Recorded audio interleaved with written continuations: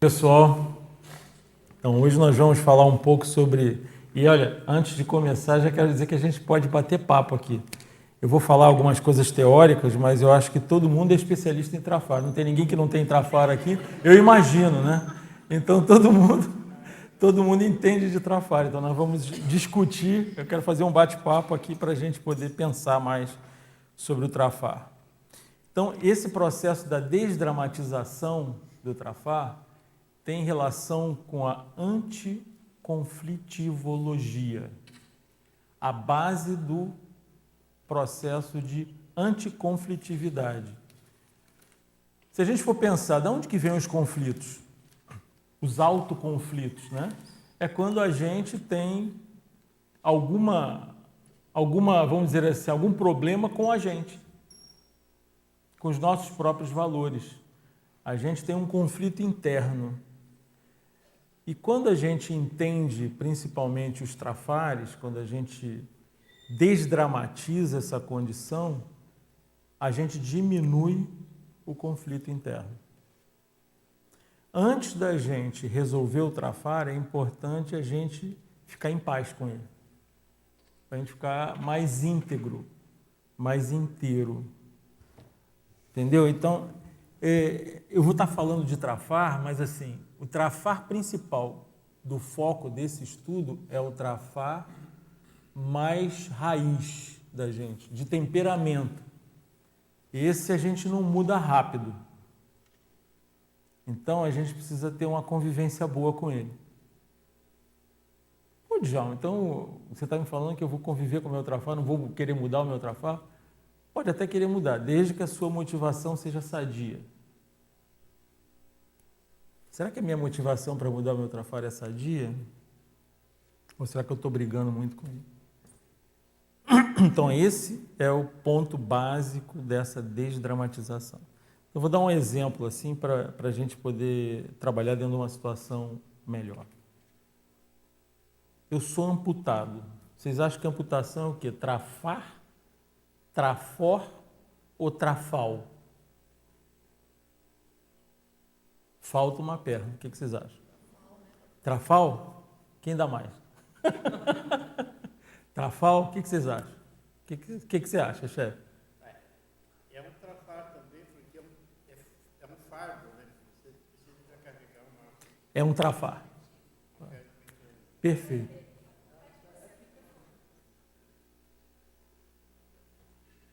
É um trafar. Dá para mudar esse trafar, não? Nessa vida? Não. Não dá. Dá? Não dá. O que eu vou fazer com ele? Então, tem trafares que a gente não vai mudar nessa vida. Já pensaram nisso? O que eu vou fazer com ele? Eu vou tornar ele fisiológico. Eu vou tornar ele funcional. Vou tornar esse trafar funcional. É possível isso? É, claro que é. Uma coisa importante da gente pensar sobre trafar também é por que a gente não gosta de trafar. Por que a gente não gosta? Por que a gente tem essa reação com o trafar? Uma coisa para refletir depois. Mas eu vou voltar no trafar da amputação. Hoje, por exemplo, esse trafar não me incomoda mais. Não me incomoda. E eu uso ele a meu favor e a favor dos outros. Mas ele continua sendo um trafar. E agora? Virou trafó? Não, é trafar. Mas você usa a favor dos outros? Esse trafar me permitiu construir um monte de outros trafores. E aí a minha relação dele foi sumindo, daqui a pouco ele vai virar um trafor. Ele vai virar um trafor consciencial, a hora que eu dessomar. Deu para entender ou não? Mas fisicamente ele está lá, ele é contextual, eu não tenho como acabar com ele. Então a gente tem que... essa lucidez em relação à nossa capacidade recinológica é muito importante. O que eu posso mudar hoje, o que eu não posso mudar? O que esse veio meu estrutural é tão estruturante que eu sei que eu não vou mudar do dia para a noite.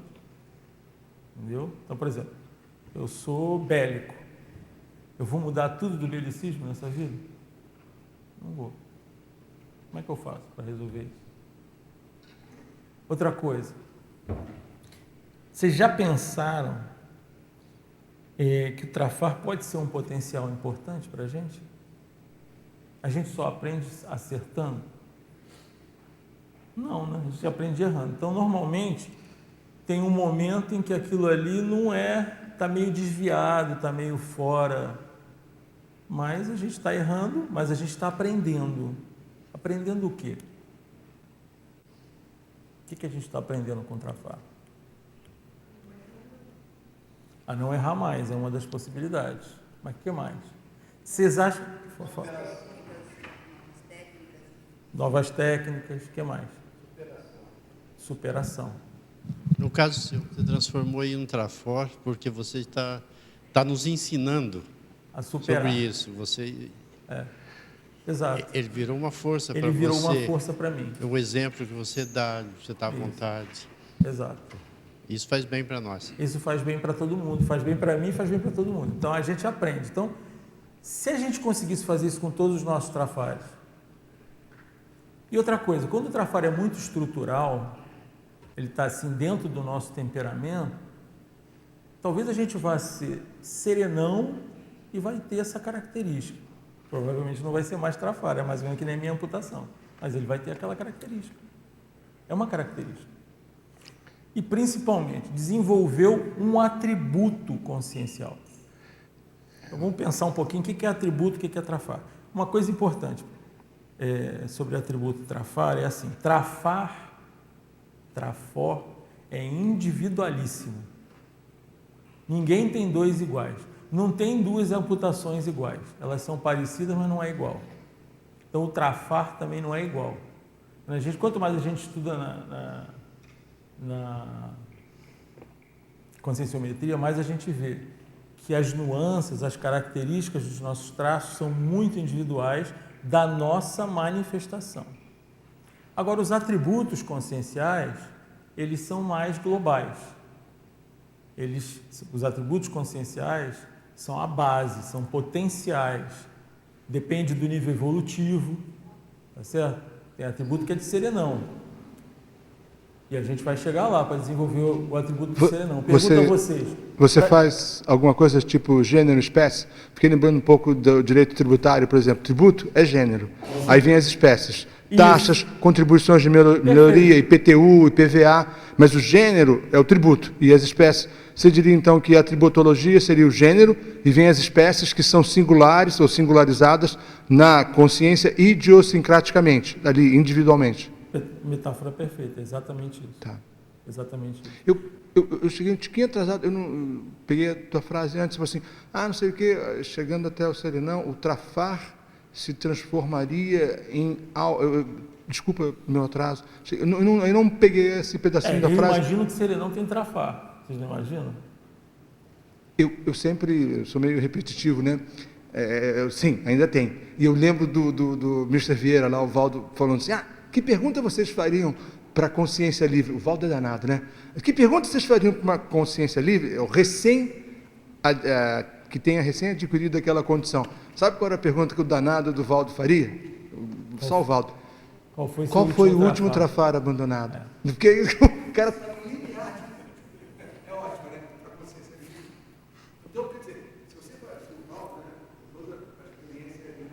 Que desligou.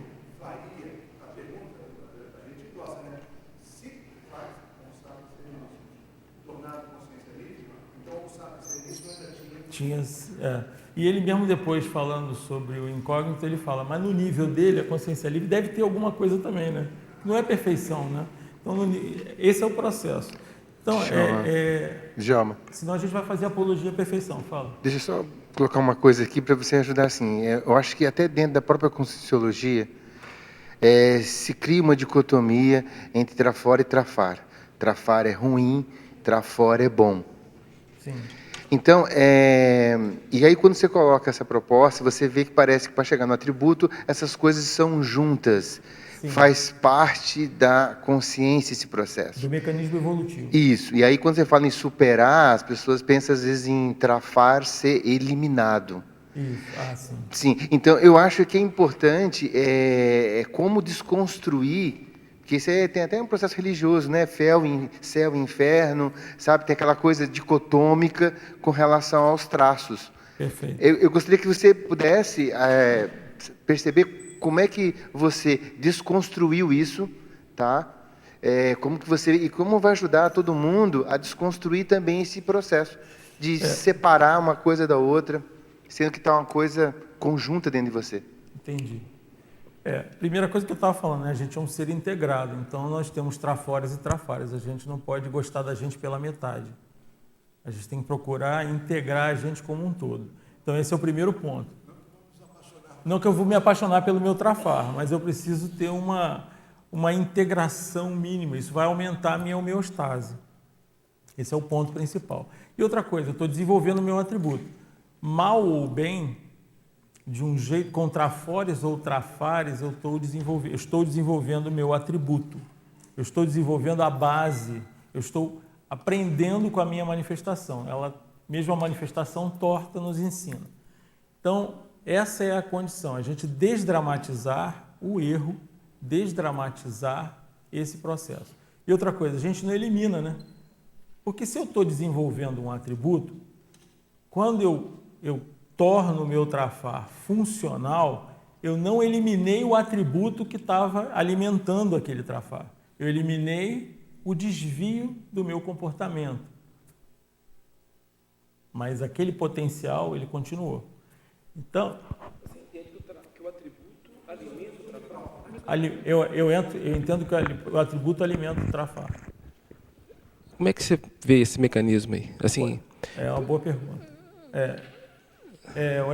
O atributo é o potencial que a gente tem. Se a gente usar bem ou mal, é o nosso arbítrio.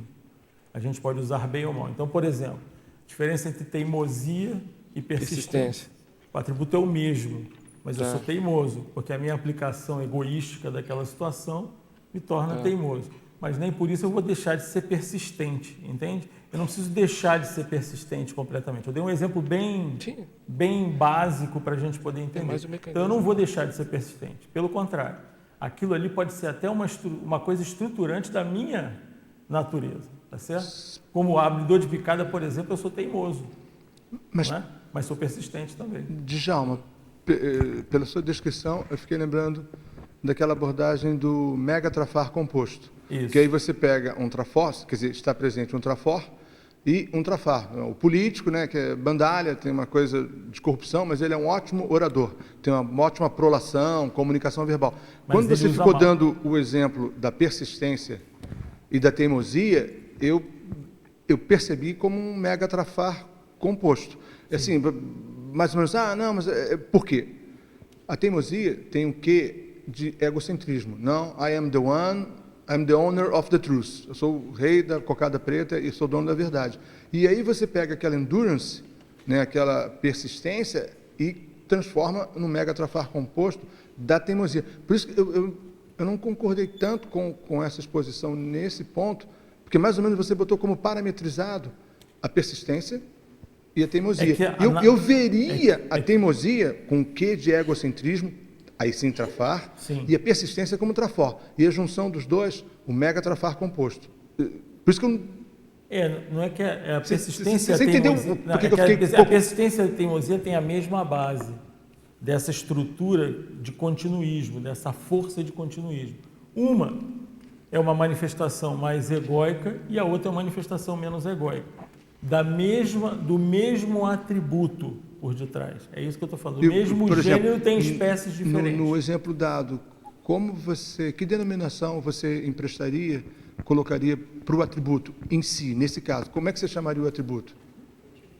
Voliciolina, por exemplo. Voliciolina. O teimoso tem voliciolina, meu filho. Tá. Pensar. Ô, Djalma, Fala, chefão. Eu queria fazer uma pergunta também em cima disso aí, porque eu acho que eu estou com a noção equivocada de atributo. Eu entendi o atributo como sendo um somatório, no geral, de trafores. Então, um determinado atributo, por exemplo, abertismo consciencial, uma pessoa que tem um processo de neofilia, uma pessoa que muitas vezes tem o processo de conviviologia mais positivo. Então, você está juntando um monte de trafores e aquilo ali faz com que se desenvolva um determinado atributo. Está equivocado isso? Não. A questão é o seguinte, o atributo, ele está no nível, tem relação com o nível evolutivo. Você pegou um atributo que é um mega atributo consciencial, que é o abertismo. Está entre os mega, tá certo? Um mega atributo já está num patamar de evolução diferente dos atributos básicos. Então você precisa ter uma série de manifestações para você chegar naquele atributo, para você atingir aquele atributo. Mas todas as consciências têm potencial, em potencial tem condição de ter abertismo. Elas não vão, entendeu o que eu estou falando? Você potencialmente tem aí todos os atributos de serenão. Potencialmente. A sua manifestação vai te fazer chegar lá. Inclusive, as manifestações errôneas vão te fazer aprender o abertismo também. É isso que eu estou falando, entende? Essa desdramatização do Trafar tem uma relação com o mecanismo evolutivo da gente. Como que eu chego lá? Entendeu? O caminho que eu chego lá. Não vou chegar sempre acertando. Então, se eu reforçar excessivamente o erro, eu me divido, eu me rompo. Se eu aprender com o erro, se eu conseguir fazer isso, eu consigo aprender com o erro mais rápido. Eu me integro mais rápido, eu me reintegro mais rápido. Eu tiro o fardo. Foi uma coisa importante. Você quer falar aí, chefe? Antes de eu continuar aqui? Exemplo, você falou da teimosia, né? Mas um exemplo um pouco mais refinado, que eu vi o professor Valdo comentar também, é a questão da pessoa que domina a energia, mas usa para o lado negativo. Perfeito. Então, você pega, por exemplo, o Orenseb, aquele caso clássico lá, né, o romance de uma rainha, e aí ele usa a energia para seduzir. Perfeito. E em 2000 anos, ele se transforma num evoluciólogo. Perfeito. Basicamente, por quê? Porque ele agregou o componente da cosmoética naquilo ali. Então, por isso que o professor Valdo falava que uma pessoa que domina a energia é um grande diferencial. Às vezes, você acha que a pessoa está lá atrás porque ela está usando negativamente, mas ela pode estar lá na frente, bastando só um componente que é usar a cosmoética, ela pula, dá um jumping lá para o outro lado. Perfeito. Agora você falou um ponto-chave da coisa. Esse mecanismo, e por que o traço é fardo? Porque eu me lembro quando o professor Valdo lançou o Trafar. Ele falou, trafora e trafal, traço fardo. Professor, mas por que é fardo? Não é fraco? Ele falou, não, fraco não. É fardo, mas o senhor fez isso mais por causa da estética, né? Porque é mais legal, trafar e trafor. Não, ele falou, não, mais por causa do conteúdo, Djalma. É fardo. Porra, aquilo não cabia na minha cabeça naquela época, isso é 1990 e pouco. Agora eu entendo realmente. Então aquele traço, ele não é fraco. Ele é um fardo. A gente carrega ele. Por que a gente carrega? Porque ele deixa alguns efeitos. Esses efeitos é que a gente não gosta. E esses efeitos geram credores. E a gente não gosta de se aproximar dos credores. Por isso é que a gente não gosta da nossa manifestação do Trafar. Manifestou o Trafar, evoca credor. Entendeu?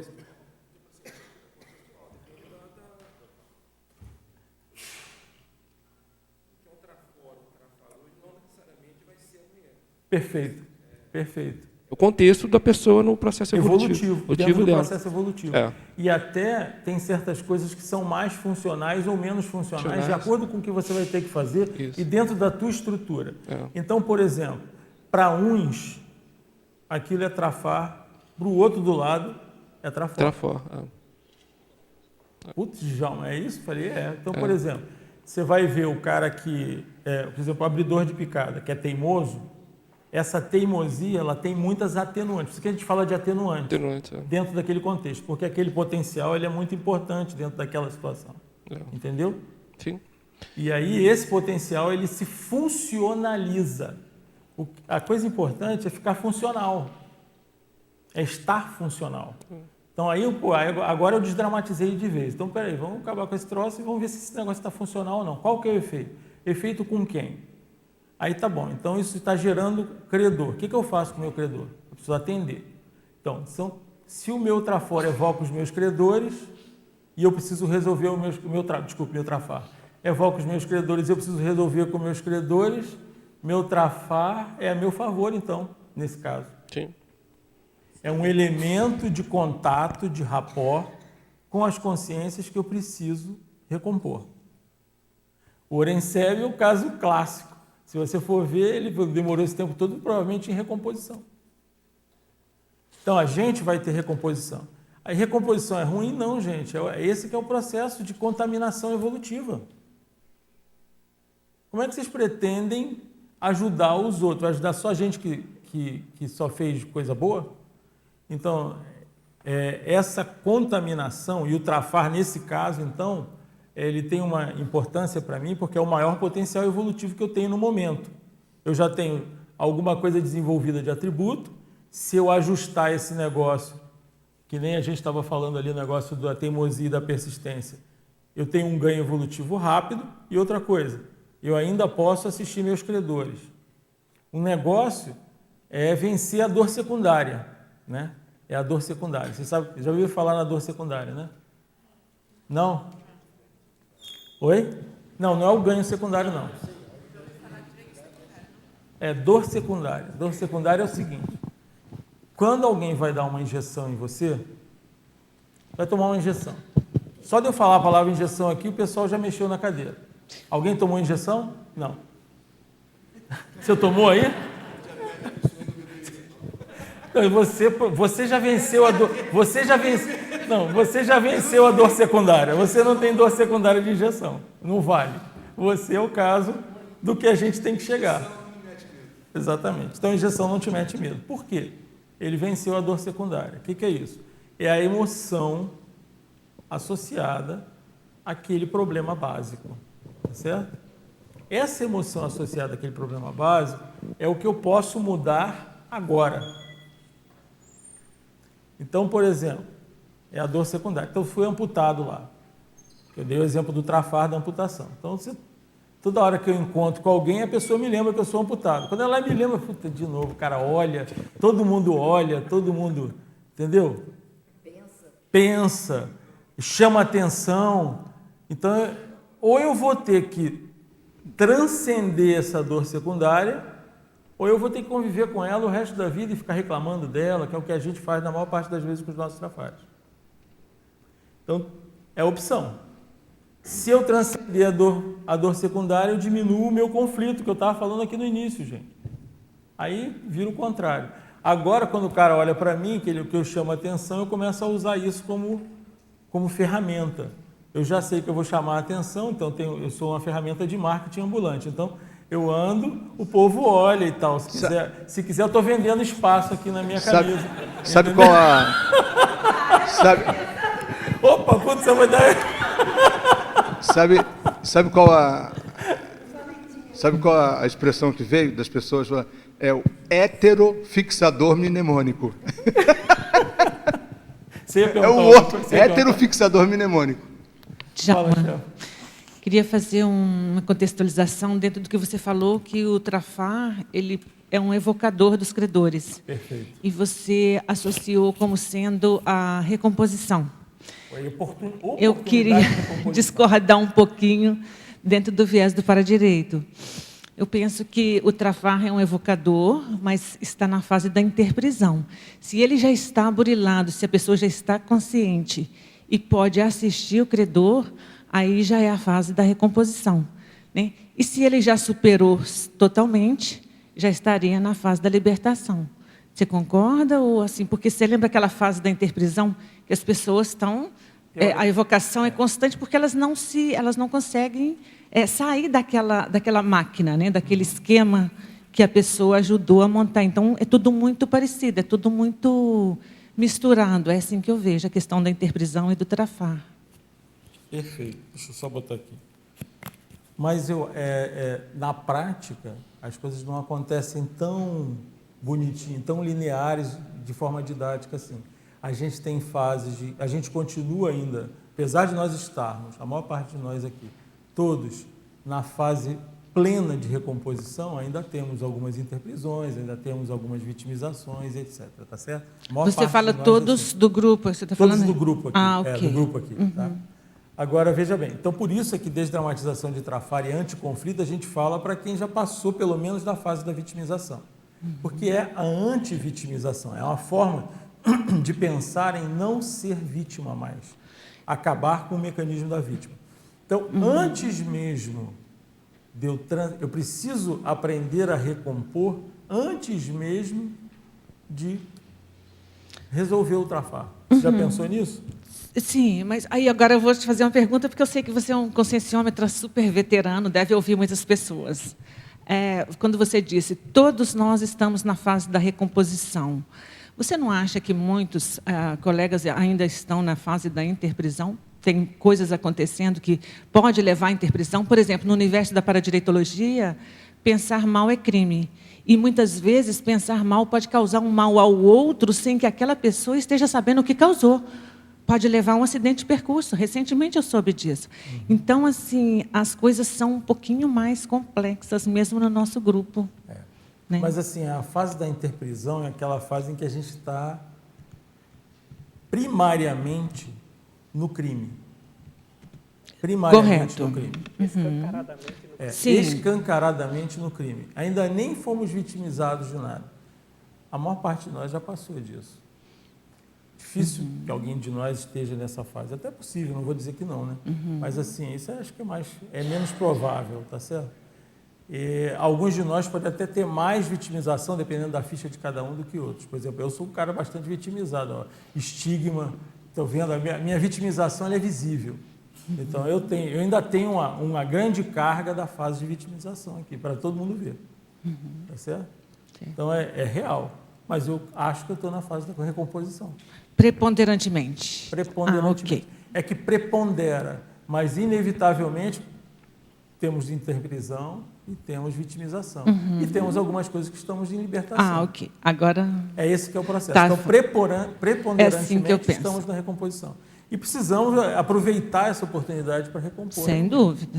Obrigada, Djalma. Djalma, posso... Você falou que era bate-papo, né? Oi? Você falou que era bate-papo, Fica à né? Então a vontade. gente pode mandar ver. Vocês é que mandam. Tá. Você já deve ter estudado lá alguma coisa da psicologia positiva. Sim, já ouvi falar. A psicologia positiva ela enfoca muito mais a questão do desenvolvimento dos talentos, né, da parte dos trafores. E é interessante que você colocou uma coisa há pouco tempo, você coloca que o trafar é onde tem o maior potencial evolutivo. Sim. Potencial, de fato, é o seguinte, que é aquela coisa... Se você mexer, o ganho é grande. E aquele aspecto da consciência que precisa de maior, que vai ter muita coisa ainda para desenvolver.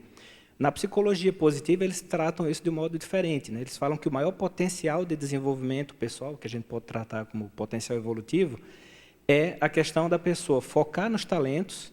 E ali, porque ali é o seguinte, como ela já tem uma curva de aprendizagem rápida, ela já tem alguns aspectos mais desenvolvidos, eles colocam até aquela questão da teoria da corda, né? Se eu levantar aqui por onde já está mais alto, aquilo ali vai puxar todo os o outros. para mais Então, alto. como é que você vê isso? Porque até na minha experiência, o que é que eu vi? Eu tenho muito esse processo ainda de dramatização do trafar. Né? Trabalho essa questão, já desdramatizei muita coisa do que eu tinha até hoje, mas eu percebo também que isso é um movimento que é geral do nosso grupo. Né? Eu estou para defender uma tertúlia que fala sobre o processo de pesquisa, o verbete, que fala da pesquisa do Trafor, e o que é que eu vejo na turma no geral, e até na experiência lá na repreendência que eu tive. O pessoal tem um processo de dramatização muito grande, vê o Trafar como uma coisa muito negativa, foca nesse negócio e se afunda. Né? Então, como é que você vê essa questão? Porque eu entendo, até pela minha experiência e pelo que eu vi com várias pessoas, que quando a pessoa desfocou um pouco do Trafar e focou no Trafor, aquilo ali fez com que ela melhorasse, por exemplo, o processo de autoestima, melhorasse algumas questões pessoais dela, para que aí ela tivesse força para olhar o Trafar de modo mais desdramatizado. Como é que você vê isso? Não, eu estou de acordo. O que acontece? O importante é a visão traforista. Entendeu? Eu posso olhar o trafar, mas se eu perder a visão traforista e passar para a visão trafarista, aí a visão trafarista não adianta nem olhar o trafor. Entendeu? Então, a visão traforista não importa se eu vou olhar trafor ou trafar. Aí é tudo diferente. Isso que eu estou defendendo aqui é justamente a visão traforista. Em outras palavras, seria isso, em um resumo, a visão traforista. Quer dizer, eu estou olhando para o trafar de uma outra maneira. Vou olhar para mim de uma outra maneira. Entendeu? Eu ia falar aqui uma coisa a respeito disso. São fases também, né? Teve uma fase que o professor Valdo falava que a gente tinha que comer carne, né? Sim. Depois ele entrou na dieta frutariana. Então, tem fases, tipo, o machucado está inflamado, ele fica inabordável. Ah, perfeito. E aí você não pode abordar ele, porque está inflamado. É igual uma cirurgia. Você não pode fazer cirurgia quando há inflamação e infecção. Tem que sanar aquela questão. E aí eu vejo que, assim, enquanto está muito inflamado, você tem que tentar focar no ponto positivo, porque senão você se afunda mesmo. Mas eu concordo que, às vezes, é difícil, com a visão trafarista, você abordar o trafor. Né? A pessoa fica puxando o trafar.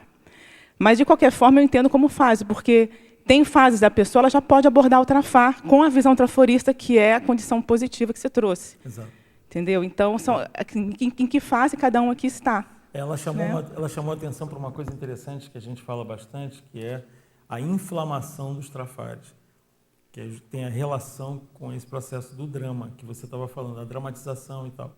Então, quando fica dolorido, que às vezes é difícil até da gente abordar, da gente falar, é o ponto principal da desinflamação. E a desinflamação é isso, é começar a repensar naquilo ali para poder tocar, para diminuir a carga sobre aquilo ali.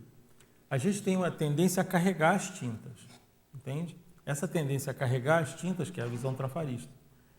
E a gente acha que aquilo ali é o... Né, e com esse caminho, a gente pensa que essa que é a motivação sadia para mudar. Essa é uma motivação que não é sadia. Entende? Quando a gente quer mudar alguma coisa, porque a gente está muito incomodado, que a gente está com muita intolerância com aquilo, tem que rever a motivação. Né? A motivação ela tem que ser sadia. Qual que é a motivação sadia para mudar? É melhorar a minha condição global. Então, hoje eu consigo fazer assistência em X, e aí o meu telhado é esse. Pô, eu queria aumentar o meu telhado. Como é que eu aumento o meu telhado de assistência? Como é que eu aumento a minha estrutura de minha tara parapsíquica?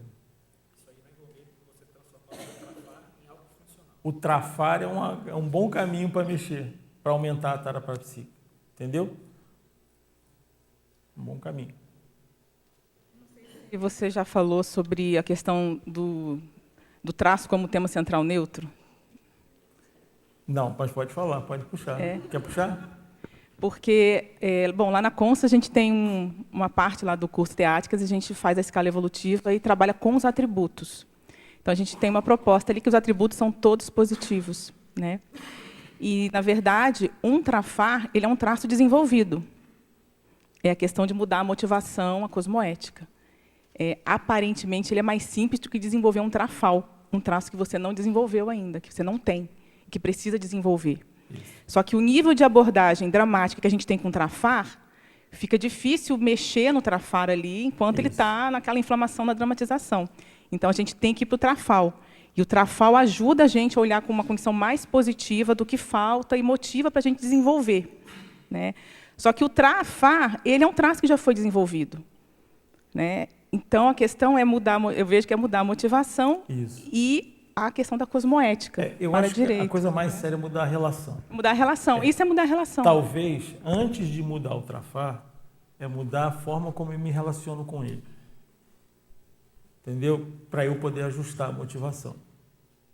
Porque se eu não conseguir me relacionar bem com o meu trafar, eu não vou conseguir me relacionar bem com o meu credor, que tem o mesmo problema.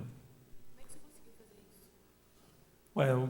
isso? O exemplo da amputação é essa. Entendeu? Por exemplo. Tem vários, mas o exemplo da amputação é essa. Por exemplo, também o exemplo do belicismo. Né? Chega uma hora que você olha, você fica com nojo daquilo ali. É uma fase de nojo. Você tem que se conscientizar que isso é uma fase. E quanto menor ela for, melhor. Porque aí a gente não tem que mergulhar no nojo. Entendeu? Quanto menos você sentir nojo depois, que é igual mexer... Sabe, o cara que estuda a doença, o cara que é especialista numa determinada doença, ele não tem medo daquela doença. Ele não tem uma relação ruim com aquela doença. Ele conhece tudo daquela doença. Então, nós temos que nos tornar especialistas das nossas doenças. É isso que eu estou falando. Com a visão traforista. Aí o cara vai lá, o cara que é bacteriologista, ele não tem medo de bactéria, ele adora bactéria no final. Entendeu? Então, no final, você vai aprender a gostar dos seus credores. Por incrível que parível. Você vai compreender ele, você vai ter um entendimento mais profundo dele. Não vai gostar de ser ou de manifestar aquele trafar. É muito diferente isso, gente. Entendeu? A gente vai gostar até de tornar aquilo funcional. Djalma. Fala.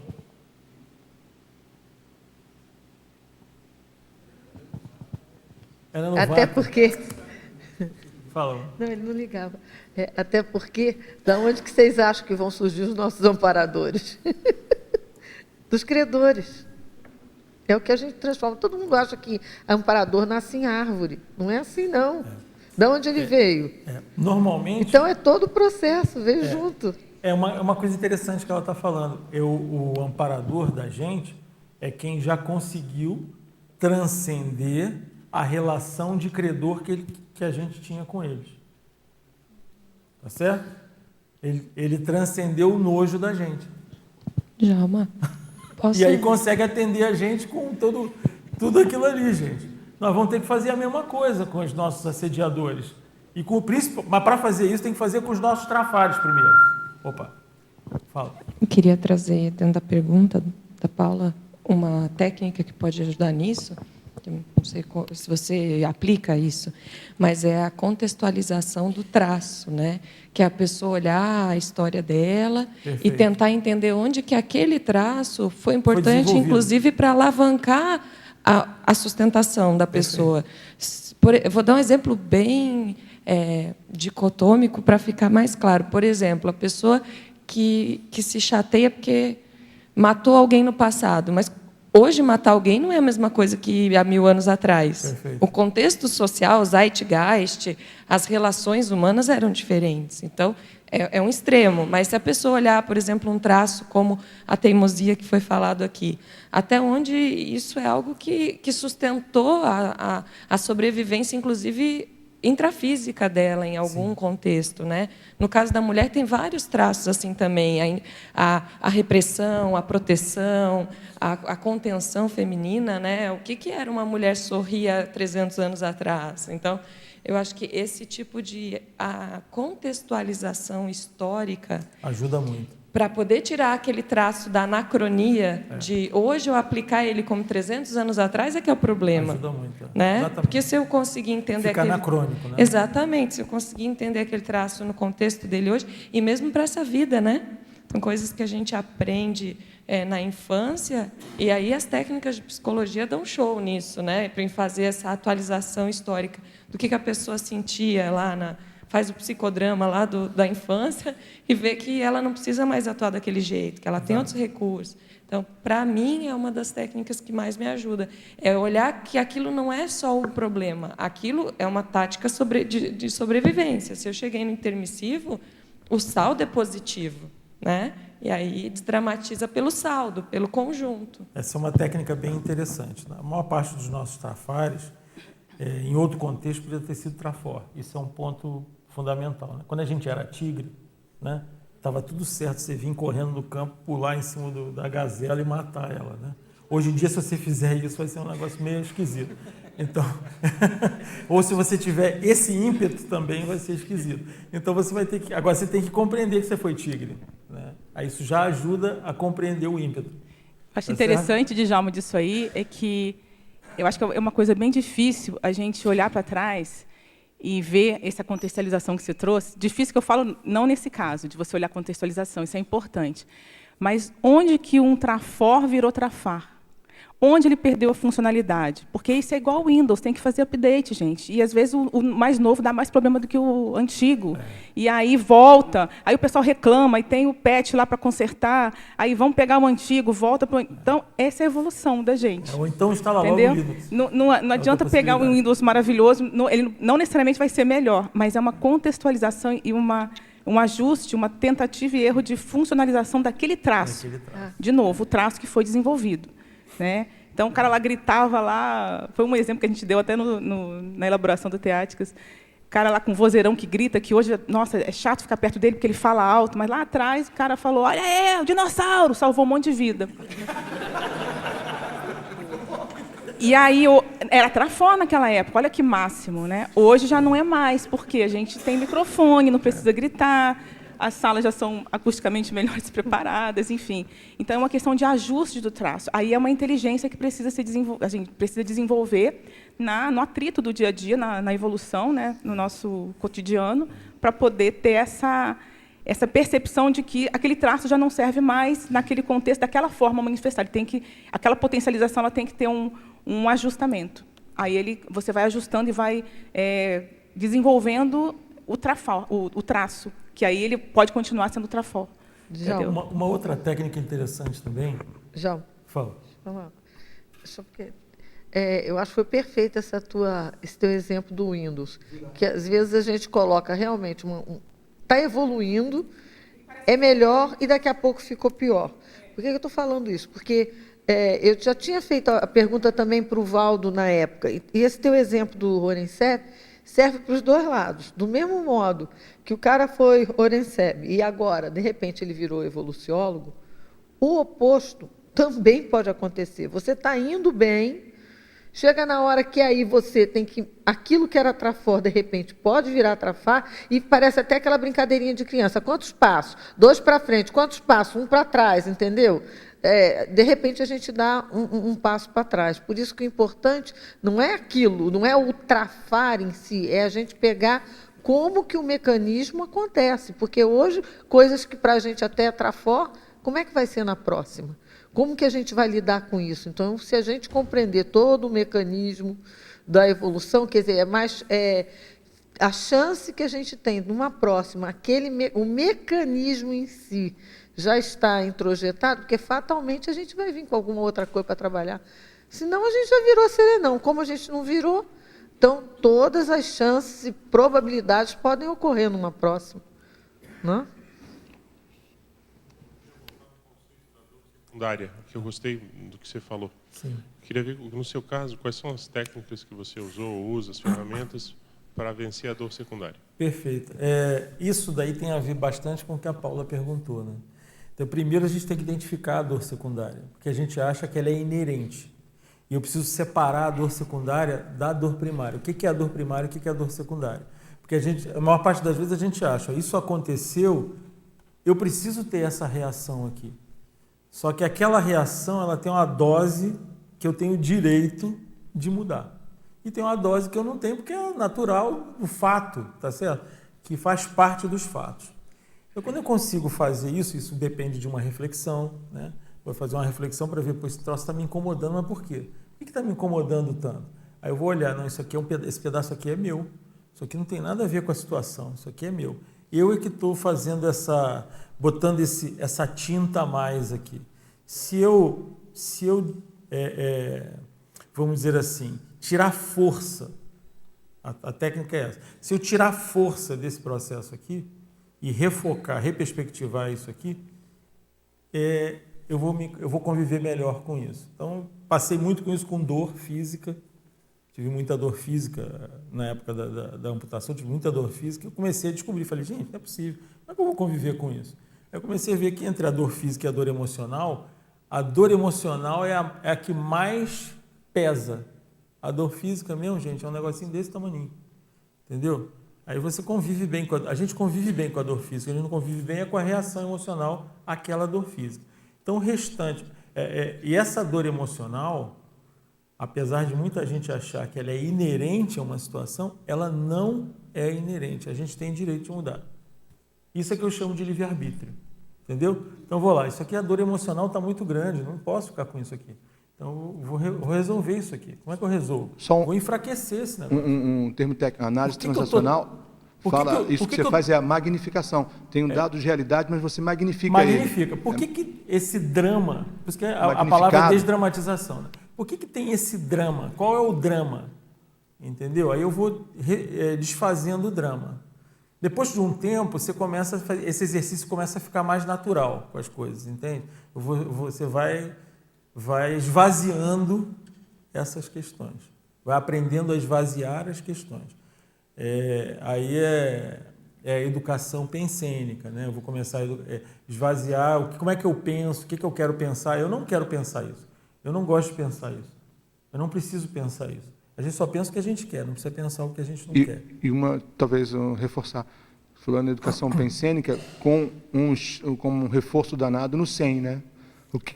O abalo emocional derivado de algumas situações, sei lá, afetivas, familiares, tal, sexuais, todo o bojo, o que bate forte, fundo, é o viés psicossomático. Quer dizer, então o SEM ali, até aquela diferenciação SEM, sentimento, emoção, né? O sentimento é uma emoção mais depurada, não aquela roller coaster lá, montanha-russa de louco.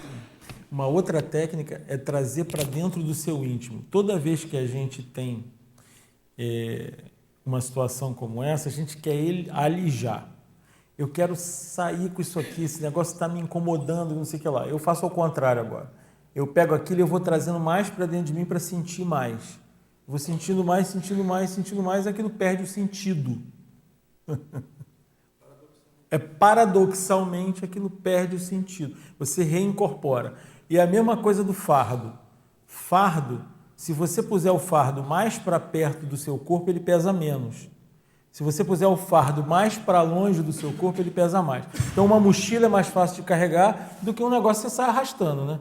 Então, se você tentar afastar o trafar de você, você se rompe, né? E aquilo fica mais pesado. Se você trouxer ele mais para perto de você, você fica mais íntegro. Aí você fica mais leve. E ele fica mais leve. Entendeu? Ele deixa de ser fardo. Pô, mas ainda não mudei. E eu não sei se você tem que mudar. Essa motivação de mudança pode não estar sadia. Olha a lógica do que eu estou falando, gente. Aí eu vou ter que entender por que eu quero mudar, onde é que eu quero mudar. Tá certo? Que aquela coisa que, não, eu tenho que mudar, tem que cuida, baixa, entendeu? Baixou isso aí, agora... Aí você faz a cirurgia, que às vezes você pensava que a cirurgia era cortar uma cabeça, e a cirurgia é tirar uma verruga, pô. Entendeu? Gente, é sério isso. É realmente sério. Fala. Assim, tudo que eu estou entendendo de você falar é como se o balsâmico, o sadio da gente fazer, de fato, a gente começar a elaborar os nossos traços. Perfeito. Seria isso. Exatamente. De forma bem assim prática. Ou elaborar o mal-estar. Você primeiro elabora o mal-estar para se aproximar do seu traço. Sim. Ela estava falando ali da inflamação. Quando você consegue se aproximar do seu traço, você vai conseguir entender aquilo ali. Você vai entender melhor o seu traço. Quando você entende melhor o seu traço, você faz aquilo que a Fernanda falou lá. Aí você consegue contextualizar. Mas você só consegue fazer isso se você conseguir chegar perto. Sim. Se tiver muito doído, o cara encostou, entendeu? Mas aí você vai ter que me dar um analgésico aí para poder fazer, né? Não dá para anestesiar. Então, a gente vai desdramatizar, é isso, entendeu? É diminuir a coisa para poder ver. Mas por que dói tanto? Entendeu? Essa é a questão.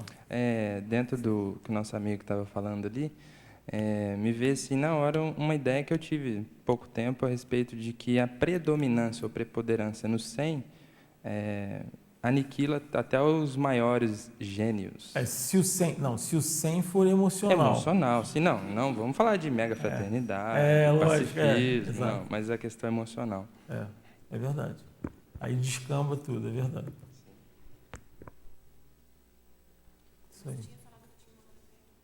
Eu já vou falar. Que é essa de trazer para dentro. Só trazer, Djalma, essa dor secundária, o quanto ela tem de alta expectativa e de egóico nela, né? Porque se pensar assim, eu sou tímida, né? O outro não está nem aí, ele não está se incomodando. O problema é comigo. Eu que estou achando ruim eu ser tímida, porque eu queria ser diferente, porque eu tenho uma autoimagem minha elaborada a respeito. Então, acho que tem, comigo, nesse processo de trafar, eu fui vendo que tudo afunilava no egóico, né? E que a hora que eu começava a me dispor a trabalhar esse egóico, ficava muito mais leve. Muito mais fácil. Porque para os outros não tem muita importância. É igual aquela moça que vai de biquíni na praia achando que está todo mundo olhando as gordurinhas dela, né? Ninguém está olhando o seu trafar assim, amiga. Não, e às vezes só ela consegue ver aquilo. Só ela vê a microcelulite. A ruga. Então, eu acho que é uma ruga. Você dá uma ruga. Que é onde? Então, essa proporção dá a correta proporção, dá uma proporção mais coerente, né? Do trafar, Quando eu vou olhar, na verdade, eu é que estou incomodada com o meu senso de autoexpectativa na maioria dos casos. Isso é comigo, tá? Estou falando de mim. Não, isso é muito comum. Isso é muito comum. É a hora que eu começo a dizer, tá bom, vamos mostrar a gordurinha, vamos mostrar, né, a ruga, vamos deixar a ruga aparecer, porque é assistencial ser um ser íntegro, um ser com problemas, porque o outro vai poder se aceitar também. Perfeito. Eu comecei a ver a interface assistencial de não querer ostentar uma perfeição. Exatamente. Né? Então, é um desgaste energético absurdo. Não, e é assediador ostentar a perfeição. Autoassediadora. É heteroassediador. Então, é um negócio muito complexo, porque se eu sou a pessoa perfeita do Facebook, o que eu estou fazendo com a saúde mental dos meus companheiros evolutivos? Né? As pessoas ficam doentes, achando que o outro vive uma condição ideal. Então, assim, só trazer que eu vejo que tem um elemento de assistência em ser íntegro e em conseguir lidar bem com os próprios trafares, que transcende a própria consciência. Exato, né? No exemplarismo concreto, quando as pessoas dizem, como é que eu faço para ajudar o outro a superar um trafar? Né? Seja acolhedor com o seu trafar. Né? A palavra é essa, seja acolhedor com o seu trafar, traz para o seu íntimo.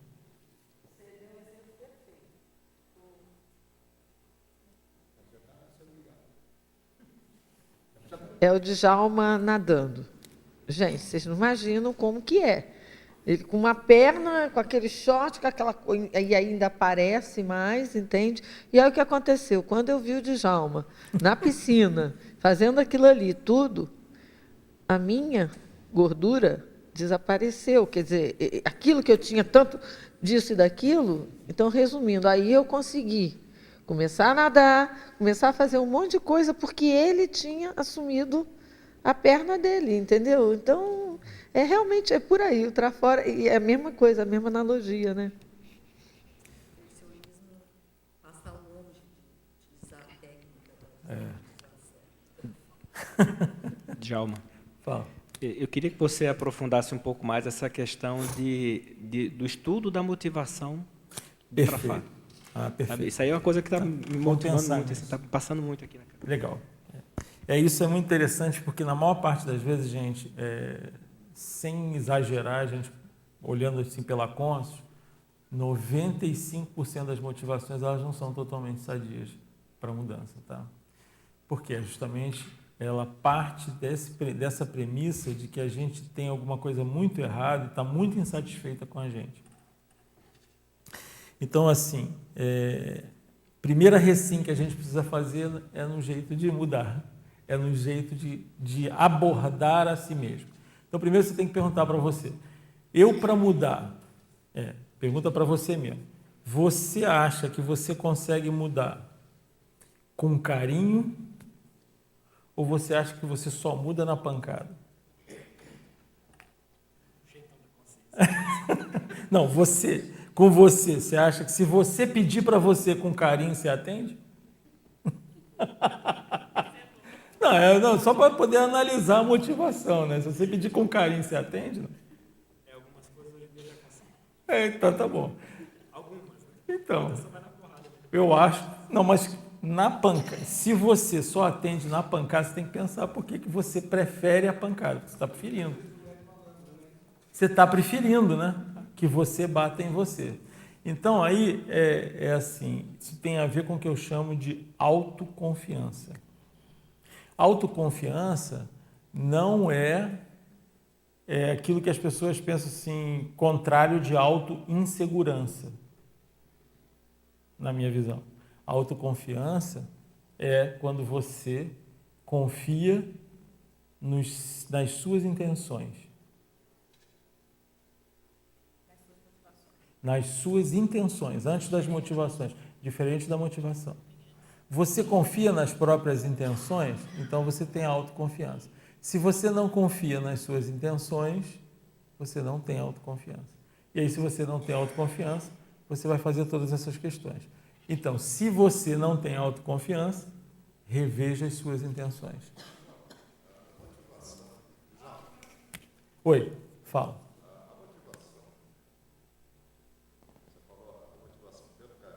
Funcionando agora? Tá, isso. Você fala pela motivação pelo carinho ou pela pancada? Né? Se você atende pelo carinho então, ou se você atende pela pancada. Isso. Eu estou perguntando O perfil da pessoa que atende pela pancada, qual que é o cerne que ela precisa mudar? Autoconfiança. Por quê? Porque você delega para vocês assim, não, eu sei que você vai fazer.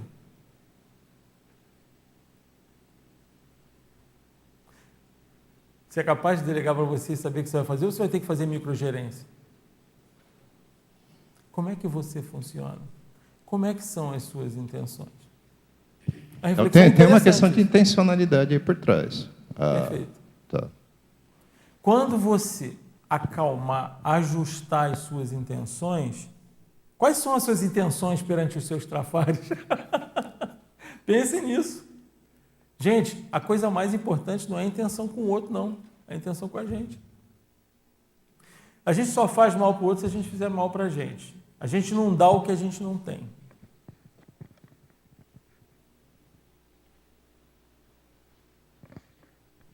Pensa nisso. Então, esse é o processo. Entendeu? Se você acha que você tem má intenção, aí você resolve bater em você.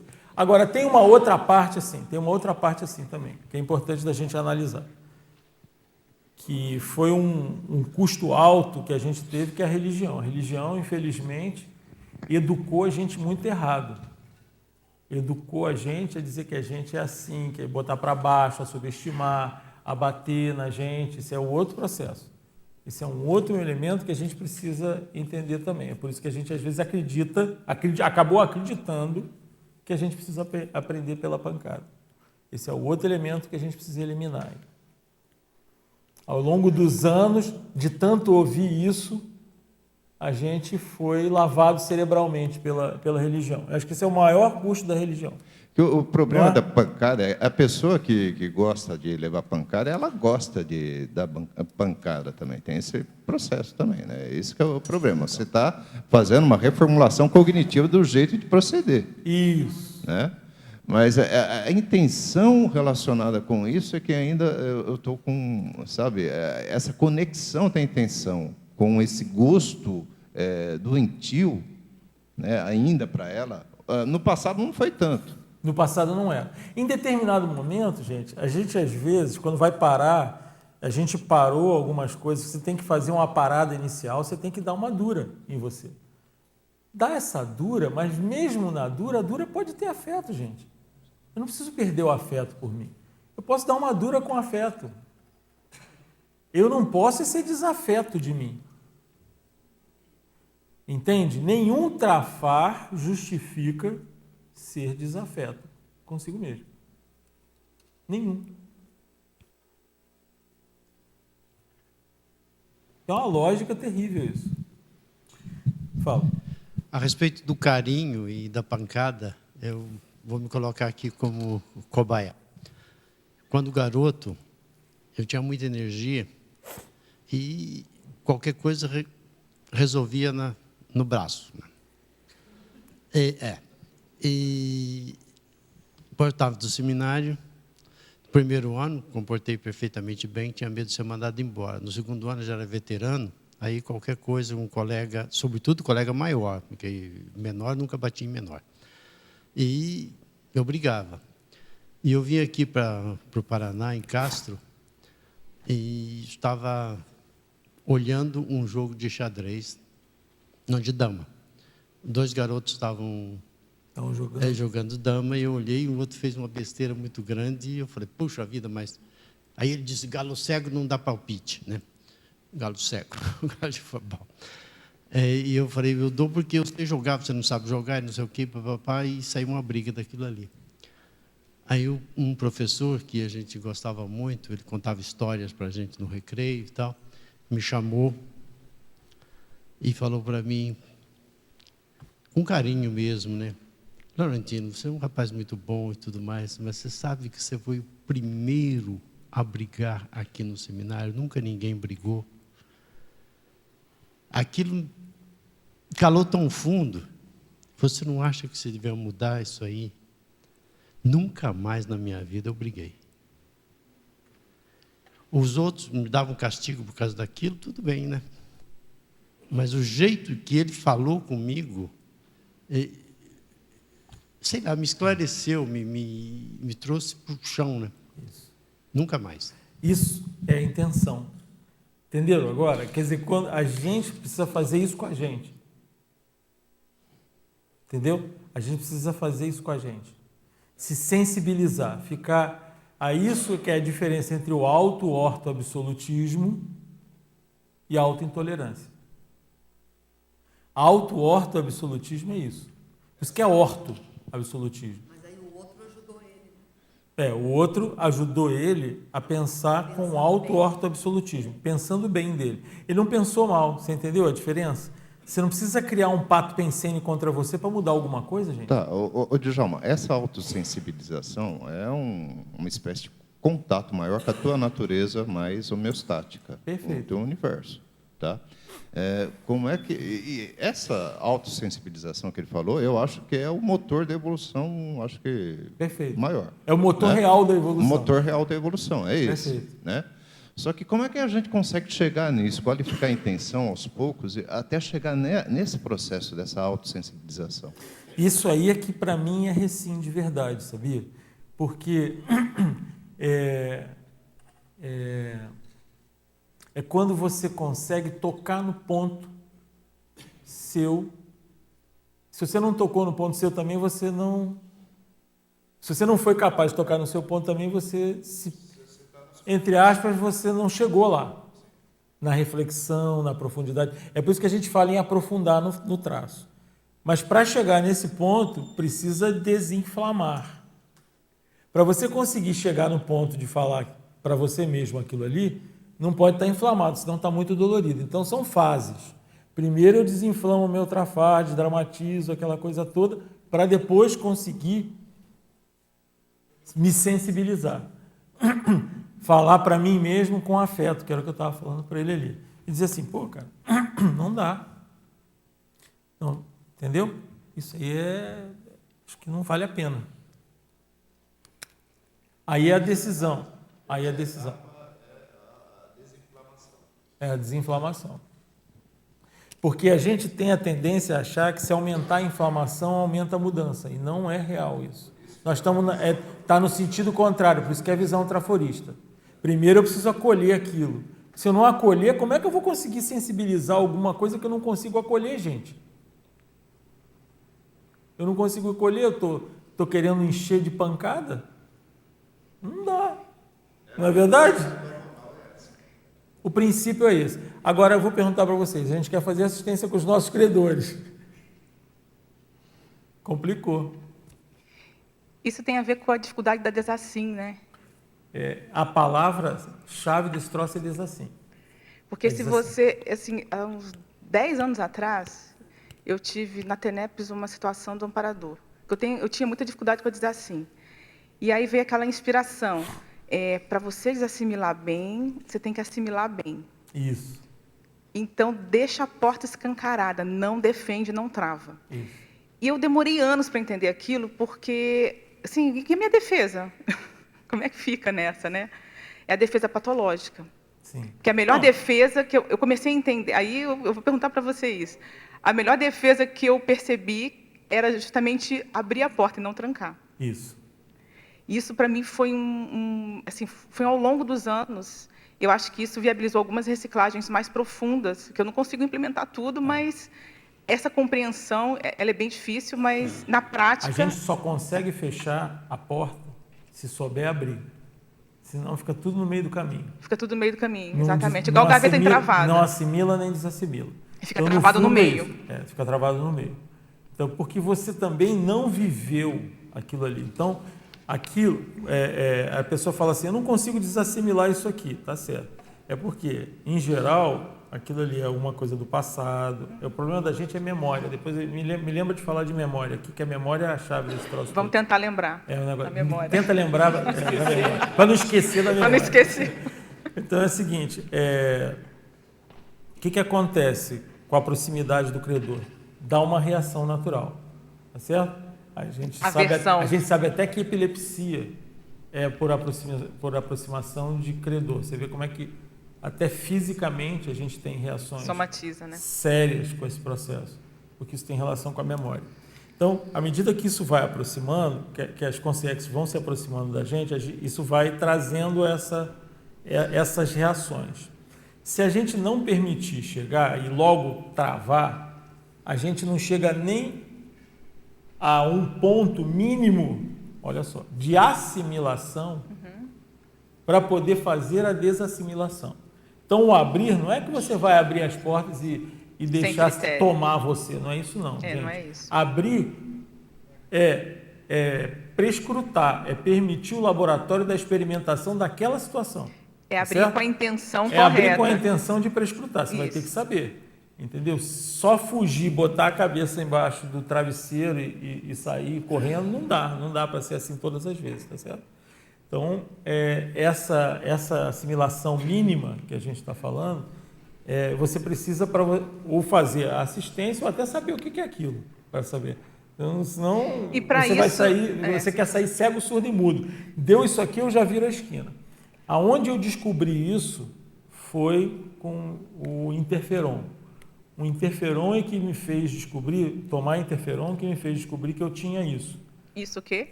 Como eu tenho uma certa força energética, não deixava chegar perto das consciências. Não deixava chegar nem perto. O cara dobrava a esquina lá longe, ele já nem chegava aqui. Entendeu? Intimidava. Um certo padrão de consciência. Eu intimidava ele, eu botava ele para lá. Aí, entendeu? Aí eu enfraqueci com o interferon de um jeito que eu não tinha como fechar a porta mais. Até falei, professor Valdo, vou parar de tomar esse negócio, não sei o quê. Ele falou, meu filho, você vai ter que começar a assistir os galos, porque as galinhas você já esgotou. Então você vai ter que assistir aos galos agora, então se vira. Aí é que eu entendi que era isso, eu ia ter que deixar o galo chegar perto de mim.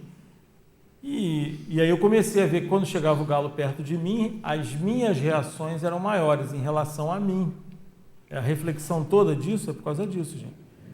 Por causa do credor. Aí você começa a ver que as reações em relação a você, das suas memórias do passado, etc.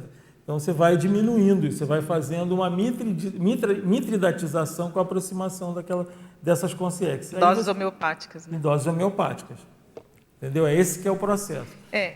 Mas a gente, quando está no meio do caminho, não quer de jeito nenhum, aí quer mudar o trafar. Sabe o que a gente quer mudar o trafar? Porque a gente quer sumir com ele, para ver que o credor nunca mais aparece na porta da gente.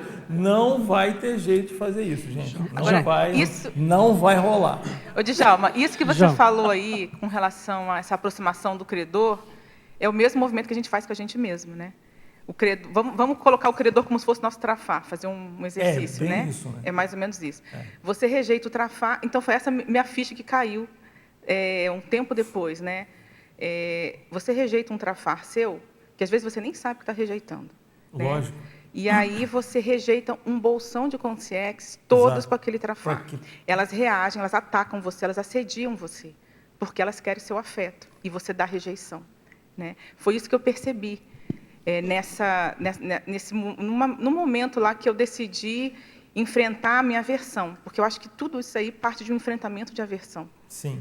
De autoaversão e de heteroaversão. Sim. E esse ponto aí, para mim, foi que deu essa compreensão prática, né, dessa vivência, de eu sentir aquela dor horrível, emocional, como se eu tivesse, né, super sensível, tudo inflamado, e eu decidi enfrentar, porque eu fugia. Eu acho que boa parte das pessoas com muito trabalho, muita coisa para fazer, a gente acaba caindo no mecanismo de esquiva. Sim. E ainda mais para quem tem ansiedade, né? Eu tenho um processo de ansiedade e isso aí a gente acelera, você não começa a não ver um monte de coisa, né? Não entra em contato com um monte de coisa. Exatamente. E esse entrar em contato para mim foi o ponto de virada de algumas coisas. Mas aí, olha só, gente, ela falou em ansiedade. Nesse caso, eu não acho que a ansiedade é um trafar. Agora me explica esse negócio. A ansiedade é uma reação a um trafar.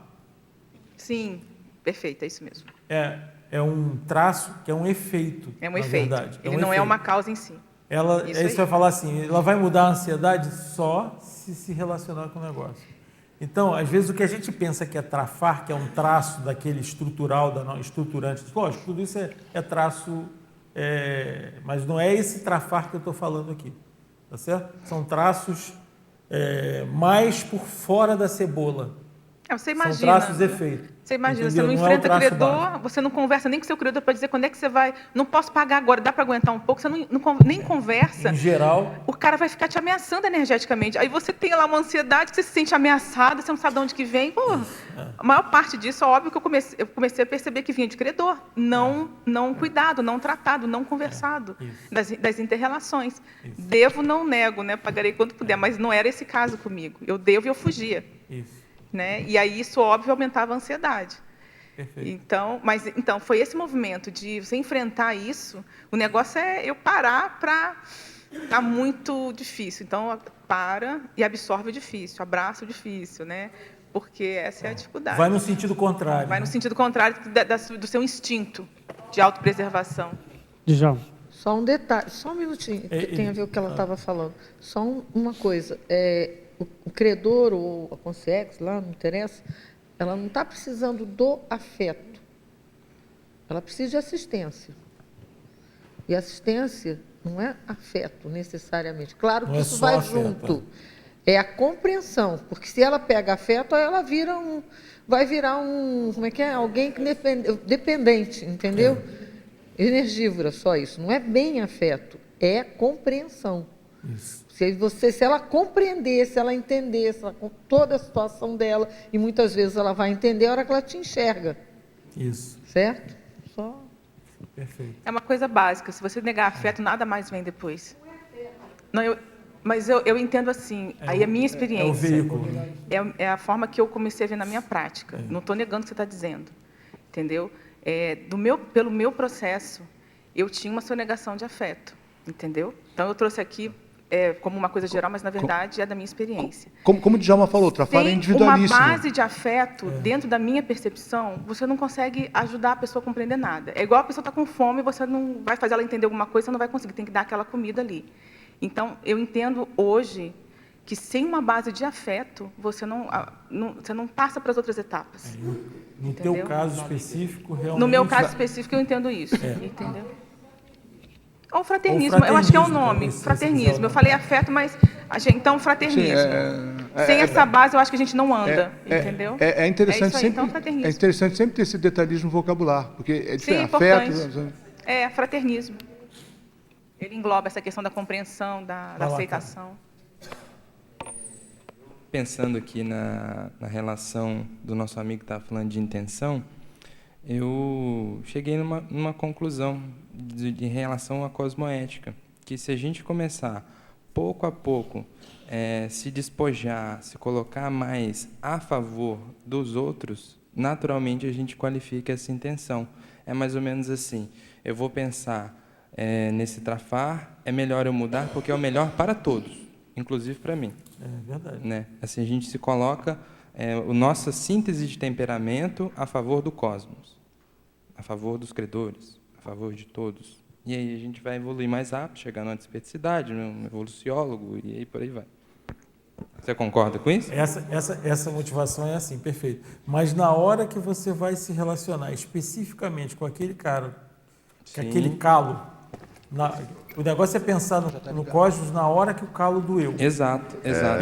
A questão é quando o calo bate. Essa que é a questão. É o calo do cosmos, entendeu? Exato. Ou o cosmos do calo. Exato. Aí, porque o cosmos fica engolido pelo calo, entendeu? Eu entendi.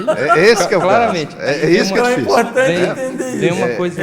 Porque aí é o limite seu que você está cada vez mais aumentando esse limite. Como que a gente vai transpor esse limite? Isso. Essa que é a questão. Que eu vou falar. É uma coisa bem prática, bem prática. É uma coisa sábia, assim, a gente pensa pouco nisso. A gente precisa ficar doutor em perdoar as coisas. É verdade. Porque senão a gente não consegue olhar para a pessoa com fraternidade, com afeto, claro, mantendo o auto-emperdoamento. Enfim. Olha, eu concordo. Aí o que fica cosmos, você resolve no calo. É importante entender o auto-emperdoamento. Exato. O auto-emperdoamento... Perdoar é um ato, é uma opção, na verdade, cognitiva, da gente conseguir elaborar uma situação que aconteceu e, de fato, abrir mão de certos orgulhos e, de fato, conseguir ver que aquela condição cosmovisiológica é o melhor abrir mão daquilo. Não vale a pena, aquilo está dando comprometimento na própria saúde nossa. Né?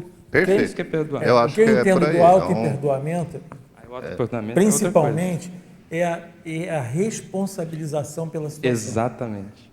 É você nunca abrir mão das responsabilidades, dos efeitos do que você fez. Não terceirizar nada. Não terceirizar nada para ninguém. Mas não é necessariamente punição. Um chicote. Não. Entende? Não. Eu estou falando do chicote. É bem diferente. O que eu entendo de auto-perdoamento é isso. Você nunca se exime daquela situação. O sobrepairamento que você falou. Eu acho que o perdoamento, o real mesmo, você vai ter que ter esse sentimento junto do sobrepairamento. Se você não tem essa isenção pessoal nisso, você ainda tem algum processo que você precisa burilar ali. Às vezes não, às vezes tem que acolher o mal-estar. Sim, mas o real, eu penso assim, gente, o real é quando você conseguiu aquilo que você conseguiu realmente, o perdoamento, e você ficou bem, sem nenhum, vamos dizer assim, calo dentro, sem nenhum ressentimento, você tem esse sentimento também do sobrepairamento junto. Né? Você conseguiu chegar nisso, mas para chegar nessa etapa, é um exercício. É um exercício, não é fácil. É isso que a gente vai ver na prática. Quando você está, por exemplo, no MIC, na administração de MIC, por exemplo, você tem que exercitar muito isso. Sim. E olha, não é fácil. Sim, tem até. É uma coisa que. É divulgado em alguns cursos da ACIP, um passo a passo. São 6 passos para a gente conseguir chegar ao processo de perdão. Vale a pena. É bacana. São 6. Quer que eu fale 6? É mesmo? Tá, eu falo. O primeiro passo que a gente precisa pensar é aceitar. A gente precisa aceitar ou reconhecer a situação. A gente não enfrenta o que não se aceita. Não tem como. Segundo passo, a gente precisa ver uma questão que aí tem uma técnica, que é a técnica de visualização parapsíquica, que é um verbete, né? Que é trazer na tela mental aquela situação. Você trabalha suas energias, mexe com o processo de esterilização umbilicochacral, cardiochakra, laringochakra, frontochakra, entra em estado alterado, descoincidência, e traz na tela mental aquela pessoa. Sinta aquela situação, cognitivamente. Sinta, perceba, aceite, acolha. Terceiro passo, vamos conversar com alguém sobre esse assunto. Existe uma questão muito importante em conversar por causa do processo sináptico do cérebro.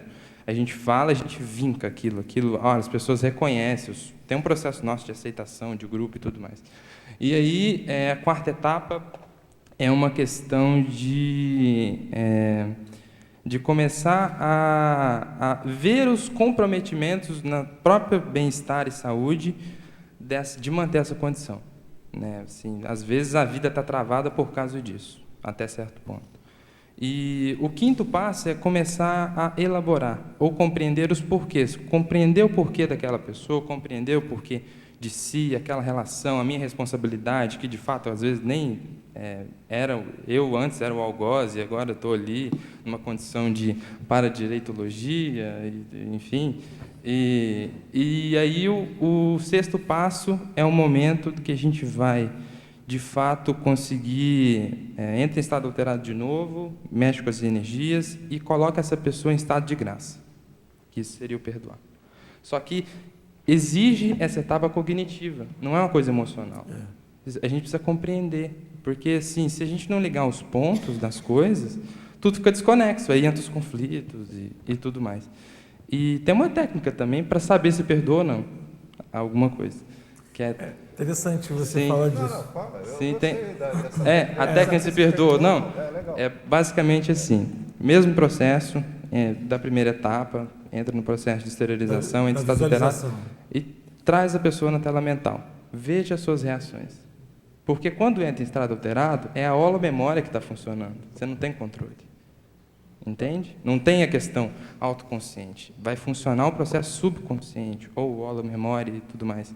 E aí vai demonstrar. Aí vai apertar ou acontecer alguma coisa, né? Deu. Ensinou bem, né? Okay. É isso aí. É isso. Oi. Djalma. Ô, Djalma. O microfone. Quem está falando? Djalma. Opa. Oi, fala, Mercedes. Oi, Djalma. Adorei este título que já conhecia de você, não? Desdramatizar.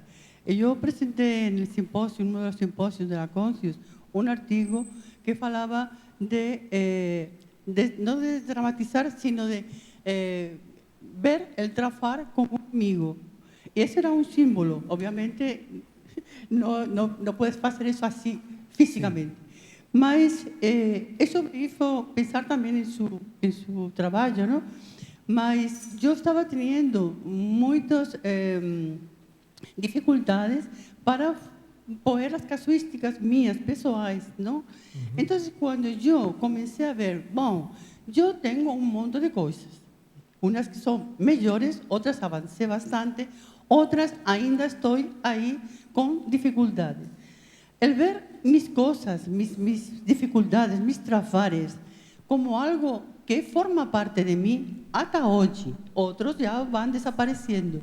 E eu me lembro que no trabalho que eu fiz, ao final, eu puse assim como uma coisa muito de brincadeira, que era trastorno temporário, que lo ponían nas construções das ruas, não? Resolução definitiva. Então, eu puse algo assim, mas eu pedi desculpas por estar ainda trabalhando com mis trafares, porque eu ia ter necessidade de um tempão para poder diminuir aqueles que podiam incomodar as pessoas. Sim. E também a mim em primeiro lugar, porque uno quando está tendo reações, vamos a dizer assim, eu não diria, são reações que não são agressivas, mas de alguma forma agredem as pessoas. Já você leva isso em sua energia. Então, eu, ver os trafares meus, não todos ainda, não consigo ver todos. Não sei se porque todavia estou nesse trabalho, não? Mas é uma delícia ver algo que forma parte de ti que vai desaparecendo. E eu queria mostrar exatamente isso para a gente, viera que uno tem que acolher seus trafares. Senão não pode trabalhar com eles, porque os vê como inimigos. E isso não é. Eu queria falar isso. Muito bom. Você tem um monte de coisa interessante nesse processo aqui. Superou um monte de coisa séria vindo para cá. Você é um exemplo muito interessante das tuas coisas. Ajudou muita gente e ajuda muita gente com isso. Então, isso é muito sério.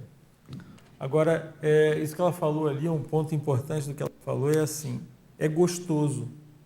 E realmente, quando você começa a fazer esse exercício com trafar, isso é uma cachaça, como diz o outro, entendeu? Porque você começa a ver que, à medida que você consegue integrar se integrar mais, você quer mais, você quer saber mais, você quer aprofundar mais, você quer entender mais. É o contrário, e aquilo dá mais paz íntima. Aí você quer mais. Se balançou a paz íntima, você já quer ir atrás. Entendeu? Esse é o foco do negócio. A gente está aqui para isso, no fundo, entendeu? Minha visão é essa. Já. E os trafores da gente, os elementos que a gente já desenvolveu, eles estão a serviço disso, na minha visão. Já. Fala um pouco, mas você falou do interferon aí. Fala um pouco mais desse interferon para a gente. O que seria isso? O interferon foi uma medicação que eu tive que tomar para hepatite C. Tomei 1 ano e meio, isso aí. E ele enfraquece você fisicamente, entendeu? Enfraquece você energeticamente. Então, eu perdi 15 quilos, foi um negócio assim bem impactante fisicamente. E aí o que acontece? Naquele momento, naturalmente, eu não conseguia afastar aquelas consciências que eu naturalmente afastava, eu nem percebia que eu afastava. Entendeu? E aí, com essa proximidade das consciências, e aquilo era, quando elas se aproximavam muito, era quase, a presença delas era quase surtante, assim, um troço violento, entendeu? Porque me fazia mexer com as minhas memórias, entendeu? E aquilo me dava uma desestabilização. Ninguém gosta, o nome disso é síndrome de algoz. Ninguém gosta de lembrar que era algoz, entendeu? Então, eu era algoz, com certeza não queria lembrar aquilo. Então, quando elas puderam se aproximar mais, aí eu vi, nossa, eu estou afastando os meus antigos credores. Entende? Que são, entre aspas, a gente vê isso como se ele fosse um assediador para você. Mas, na verdade, ele era uma vítima. Entende? Hoje é um assediador, porque ele queria me pegar, enfiar o dedo no meu olho, essas coisas assim. Com muito carinho, mas ele queria chupar o olho da gente, essas coisas assim. Então, o histórico da gente é complexo, né? E aí, com essa presença, eu tive que repensar meu jeito de ser.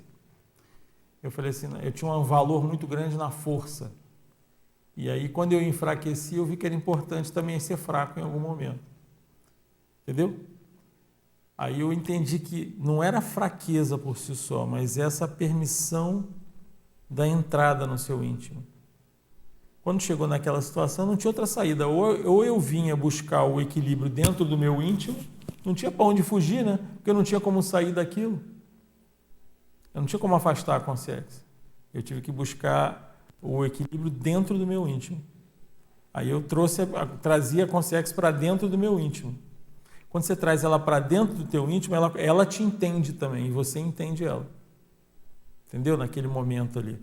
Dá um desconforto grande naquela hora, o negócio é superar esse desconforto. Dá um desconforto grande, aí dentro do seu micro-universo mesmo, ali é a sua área, né? Aí ali você consegue fazer assistência. Entendeu? Ali você consegue se integrar, reconciliar, se auto-reconciliar e hetero-reconciliar. Uns caras mais duros assim, né? Tem que cortar um pedaço, tem que ficar doendo. Depende do grau de inteligência de cada um. É isso aí, mais ou menos isso.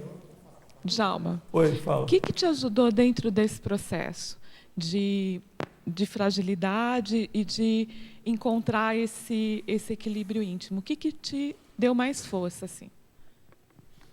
O que me deu mais força foi descobrir que depois desse, aí não tinha nada mais. Que sobrou o quê? Não sobrou mais nada. Sobrou nada que eu tivesse medo mais. Não sobrou medo. Acabou o medo de tudo. Acabou o medo de ficar doido, acabou o medo de morrer. Medo de morrer eu já não tinha medo. Mas medo de ficar doido eu tinha. Perdi o medo de ficar doido. Não vai ficar doido mais agora. Depois, se o cara entrava e saía a hora que ele quisesse, então não fico mais doido. Entendeu? Isso foi o ganho. Então, a gente, aos poucos, tem que quebrar os muros. Desdramatizar o trafar é diminuir os muros. Sabe? Muro não é defesa. Defesa é a refratariedade intraconsciencial, cosmoética. Isso é que é defesa real. É confiar nas suas intenções. Fala. Queria voltar onde você trouxe, que onde começa a ter uma certa satisfação e um certo interesse em procurar o que está junto com aquele trafar, né? Exatamente. Eu acho que isso é a chave da próxima etapa que o professor Walter sempre trazia da história, que é ir buscar resgatar a pré-intermissiologia. Exatamente, da pré-intermissiologia da baratrosfera, porque não é só eu achar que eu tenho que ir lá, mas não gostar do fedor. Eu ter curiosidade, como é que aquele fedor lá, aquela situação complexa, negativa, se construiu.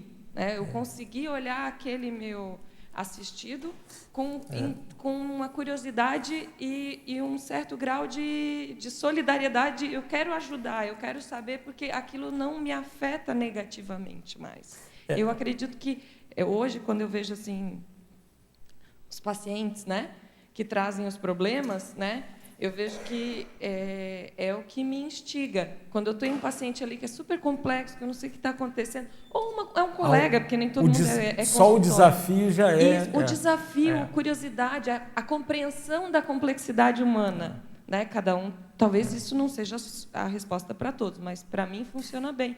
Eu acho que é isso que pode mobilizar uma pessoa a encontrar o veio da baratrosfera e não ficar louco, né? Tem uma coisa que é o prazer do diagnóstico. Algumas pessoas que já fizeram conscienciometria sabem o que é o prazer do autodiagnóstico. Quando você faz um diagnóstico, e o diagnóstico ele é uma coisa dinâmica, né? Você vai aprofundando no seu diagnóstico. Quando você faz um diagnóstico positivo que eu estou falando se descobre mesmo, concreto, por mais que ele possa ser ruim, entre aspas, você descobriu, dá um alívio. Alivia. Esse alívio... Libera. Esse alívio que dá é essa desinflamação. Você, entendeu? Admite aquilo ali, reconhece aquilo, e aí pronto. Isso já é uma parte da homeostase. Isso dá prazer. Esse prazer é um prazer positivo. E só para fechar, e a próxima etapa, eu acho que a partir disso, a pessoa encontrar o prazer na superação disso e no outro superar a própria pessoa, né? Que é aquela coisa do amparador de ficar genuinamente feliz quando o amparado passa cresce. Dele. Vai, né? Uma outra coisa interessante é você ter consciência do que liga você com aquela consciência. O que dá muito prazer é saber o que dá liga. Quando você quer ter o rapport, você vai lá e você usa aquilo ali para pegar, para dar a liga, para poder falar aquela língua, para poder penetrar naquele universo. Pois entendeu? É esse que é o ponto. Essa ligação que você acaba constituindo com a outra pessoa, quando você está brigada com ela, ou então você nem conhecia, aí de repente você toma um esbrega, e você expande, então diminui o teu ego, e começa a sentir outras pessoas ao teu redor, de outras consciências, e você começa, então, a ter uma ligação mais forte. Isso. Sabe? E pôr essas pessoas também na sua psicosfera. Isso, eu acho que é a grande motivação que você acaba surgindo. Que você acaba tendo uma homeostase. É a evolução do vínculo. Isso, é a evolução do vínculo. É muito forte né? a homeostase que você vai sentindo com isso. É a grande motivação que você vai tendo na reciclagem, até isso. É o que eu penso. Assim. É uma das grandes coisas. Né? Esse eu acho que é o elemento de maior ganho, a evolução do vínculo. Passa ali para ele lá.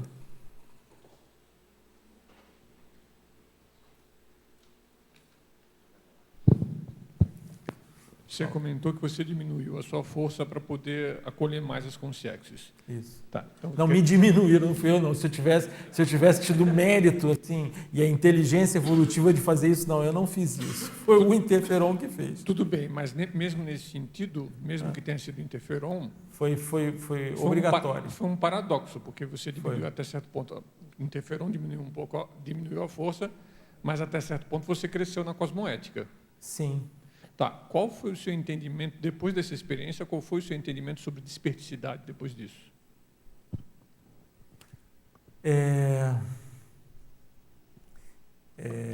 Eu acho que o entendimento maior foi diminuir o assédio com as próprias coisas. O assédio que a gente gera com a gente.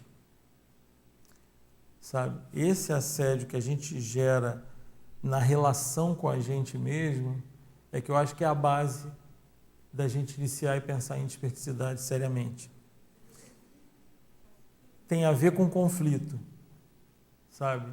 Tem a ver com isso, da gente aumentar as nossas coisas, da gente inflamar os nossos problemas, da gente ficar insatisfeito com as nossas coisas. Esse processo, ele é extremamente anti-desperticidade. Então, se você diminuir isso, conseguir admitir a sua condição do jeito que ela é, aí você fica mais em paz consigo mesmo. Aí você cria menos problema para os outros com isso, entendeu? Você não imagina que alguém de fora que vai resolver essas inflamações suas. Essa autonomia, aumenta essa autonomia de resolução desse problema. Eu acho interessante isso, porque muitas vezes a gente pensa na cosmoética como também na desperticidade como uma questão de força energética. E não é só a questão da força energética, é a questão da refratariedade cosmoética aos assédios. Eu acho que isso aí é um pulo do gato nesse sentido. Tem toda a lógica. Eu acho que é isso sim. Djalma. Muda os vínculos, mas é que mudou o vínculo de você com você, é um monte de coisa que vai mudando com isso. Djalma, essa qualificação, exatamente. Aqui, Ana. Oi. Tem uma coisa que eu acho bacana desse exercício de lidar melhor com os nossos trafares, né? Que e o gosto que a gente começa a ter por essa superação, na medida que você trabalha e consegue colher, e é um exercício constante, né? Que a gente faz o tempo todo. E aí, às vezes, você fala, nossa, agora eu estou melhorzinha. Aí, de repente, pum, vem um daqueles calos enormes lá que aí a gente tem que processar começar tudo. Mas a técnica, ela vale para pequenas coisas e para grandes, né, para os trafares menores e para os trafares maiores. Ela funciona da mesma forma. Perfeito. E parece que é uma ginástica. Quanto mais você vai exercitando isso, mais você vai entendendo esse processo e isso vai desdramatizando tudo. Isso. Então, ontem, né, assim, a gente vê o que aconteceu ontem. Eu, ontem, tive um exercício desse processo. E como é rico a gente conseguir se autodesassediar e entender o meu papel no processo e como é que eu posso assistir e como é que eu posso usar isso a meu favor e a favor das outras consciências. Então, assim, é uma questão realmente de intenção, né, de você girar a intenção e você sai desse assédio e do alto e do hétero. Os autoconflitos ajudam muito, né? Você começa a não ter problema, né? E querer ir resolvendo essas dificuldades. Os autoconflitos são sinalizadores, lugares bons para a gente ir, para falar, não, peraí, o que é isso aqui? Isso. E aí você puxa e trabalha aquilo. E você vai fazendo reciclagens programadas, fazendo com que isso seja cada vez menos dolorido, mais tranquilo, mais motivador. Não espera, é programada porque você não espera ficar ruim demais. Porque você não espera, você já não sabe. Espera ficar ruim demais. Você já pode ter uma lista de autoconflito, você já tem. Tem os que vão acontecer ao longo da rotina cotidiana, mas tem aqueles que você já sabe que tem. Então, fala, peraí, agora deu um tempinho aqui, vou lá pegar aquele e trabalhar, porque é muito útil, né? E aí, só para qualquer deixa, né? É difícil falar da memória. O que você ia falar da memória, para não esquecer, né? Eu queria falar eu já estava esquecendo da memória. Fala. Tá bom. Então, 10 minutinhos só que eu tenho, vou falar sobre a memória. No fundo, gente, isso tudo é problema de memória. Tá? No fundo, esse processo que a gente tem, da inflamação, tudo, isso é memória. E é importante para nós, conscienciólogos, a memória ela é fundamental para o nosso trabalho, né? Pois é, o Windows trava sem memória. Então, para a gente poder apaziguar o íntimo da gente e conviver bem com o nosso passado, com as nossas memórias, esse a técnica da desdramatização do trafar, é a chave. E o próprio trafar, ele traz essa carga de memória por isso é que a gente não gosta. Tirando aquelas coisas religiosas e tal, a gente está brigando com a nossa memória, a gente está em luta com os fatos que aconteceram, com as realidades que aconteceram. A gente quer que uma determinada realidade sobreponha, que é a que a gente quer que seja. Quando a gente para de brigar com isso, entende? Que só aquela realidade é a realidade que vai me deixar bem, aí a gente fica em paz com as memórias da gente. Não sei se foi claro o que eu estou falando. Por exemplo, não preciso ir muito longe. Aconteceu uma situação, um entreveiro lá entre mim e alguém ontem. E eu quero que aquela realidade seja vista por todos com o meu ângulo. E o outro quer que aquela realidade seja vista com o ângulo dela. Tá certo? Essa briga de realidades, ela compromete a minha memória. Se eu transcender, sobrepairar essa situação, a minha memória se apazigua. Essa torcida necessária de que eu preciso ter tido razão e não ter sido o algoz, e não ter sido o cara ruim da situação, ela cria problema. Às vezes é importante você admitir para os seus credores que você foi o algoz, mesmo que você não acredite que tenha sido. Vocês entenderam isso aqui que eu falei ou não? Essa é a briga da memória. tá certo? Apazigua a memória dos seus credores. Você está salientando uma atitude antirrechaçadora tanto aos credores quanto às próprias memórias. Exatamente. É esse que é o processo. Essa é a chave desse negócio da desdramatização do trafar. Às vezes é melhor sair mal na foto. Ter razão não resolve nada. Talvez o resumo melhor seja esse. Quer falar alguma coisa? Rapidinho. Rapidinho. Ok, desdramatizou, enxergou, está tudo certo. Qual o próximo passo? Porque a ideia, estou vendo que isso ajuda a resolver o trafar, mas qual é o próximo passo para superar ele efetivamente? Precisa? Para mim, precisa. Olha só, se você tornar ele funcional, já resolveu. Sim, mas o trafar ainda é um incômodo. Olha só, eu sou amputado, eu não vou conseguir andar nunca. Perfeito. Mas se tivesse duas pernas, seria mais fácil. Seria. Perfeito. Então, em algum momento, vai ter que resolver a situação. Não.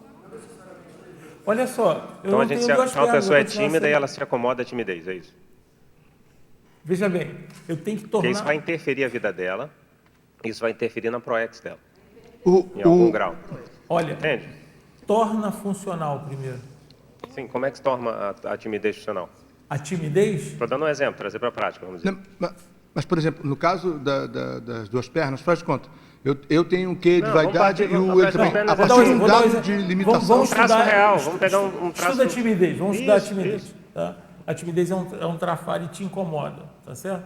Como é que eu vou tornar ela funcional? Isso. Você entende tudo de introspecção? Você entende tudo de trazer as coisas para você e resolver as coisas em silêncio? Você em silêncio muda os ambientes onde você está?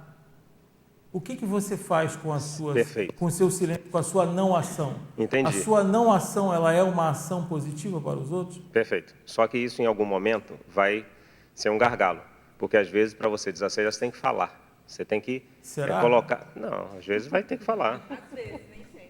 Sim, mas olha só, existe uma limitação. Em algum momento você vai chegar numa situação seguinte: a pessoa está siderada em um processo, você precisa falar com ela. Pô, mas eu vou ter que falar com ela. Você faz um monte de assistência, 90%, mas aquela especificamente que precisa de uma ação para ajudar o outro, a pessoa que está tímida não consegue fazer. Vai ter que ser alguém que tenha duas pernas. Perfeito. Exatamente. Então, existe uma necessidade... Entendeu? Perfeito. Existe uma necessidade de uma aspiração em algum grau. Sim, mas nesse momento ele já não é funcional. Senão não é mudar o trafar para um trafor. Perfeito. Senão existe uma limitação. É perfeito. Você falou, tá perfeito. Mas você vai ser o especialista, como você é o cara da timidez, você vai ser o especialista do silêncio. Alguém vai estar ensinando o silêncio. E você vai ensinar o silêncio às pessoas. Quando você esgotar isso, você vai me dizer o que você vai fazer nessa situação. Olha só, mas essa... Porque não é mais funcional, não é mais funcional. Quando não chega a ser mais funcional, aí você vai ter que enfrentar. Aí eu concordo. Aí você vai ter que enfrentar. Essa volta perde a importância de ser tímido. A partir do momento que ser tímido não é mais um problema para você, você não vai falar por quê. Você vai deixar de ser. Então a superação vai por esse viés, então. Você não vai falar por quê, mas você não tem mais razão para não falar. Quer dizer, enquanto não supera, é tornar esse traço funcional para você utilizar, ser amigo vai do chegar a hora... positivar esse trafar de alguma forma. Não, porque isso é uma potencialidade. Aonde estão, quais são os atributos dessa condição que são desenvolvidos, eu preciso usar eles a favor Sim, agora. é a visão traforista sobre visão trafar, traforista da timidez. Então tem uma série de possibilidades. o que eu posso tirar de bom disso aqui, né? Exatamente. Por exemplo, ele é um cara calado realmente, mas ele é um cara que tem uma presença boa. Não, ele não é tímido. Isso aí ele deu um exemplo do coleguinha. Outra pessoa não é. Sou eu. Você não é tímido, não, né? Fala pelos cotovelos.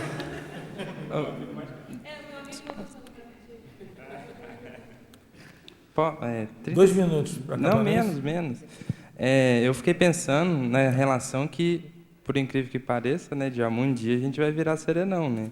Vai, né? Desperta, evoluciólogo, por incrível que pareça. E essa relação de um serenão conseguir elaborar, sustentar o mal-estar de uma nação, começa nessa condição de a gente começar a elaborar as nossas coisas. Perfeito. Né, de uma nação, de um continente, e por aí vai. Né? É isso aí. Começa com um pouquinho. Por incrível que pareça, tem conexão com o princípio da descreenciologia. Tem. Bom, gente, a próxima tertúlia matinal, dia 16 de julho, domingo que vem, vai ser muito interessante, hein? Benefícios da autoconscientização serexológica. E quem vai falar é o nosso amigo Alexandre Dung. Vocês sabem, né, quem que é o Alexandre Dung, quem foi o Alexandre Dung, quem é e quem foi. Tá certo? É isso aí, gente. Então tá bom. Obrigado pela oportunidade aí. Até a próxima.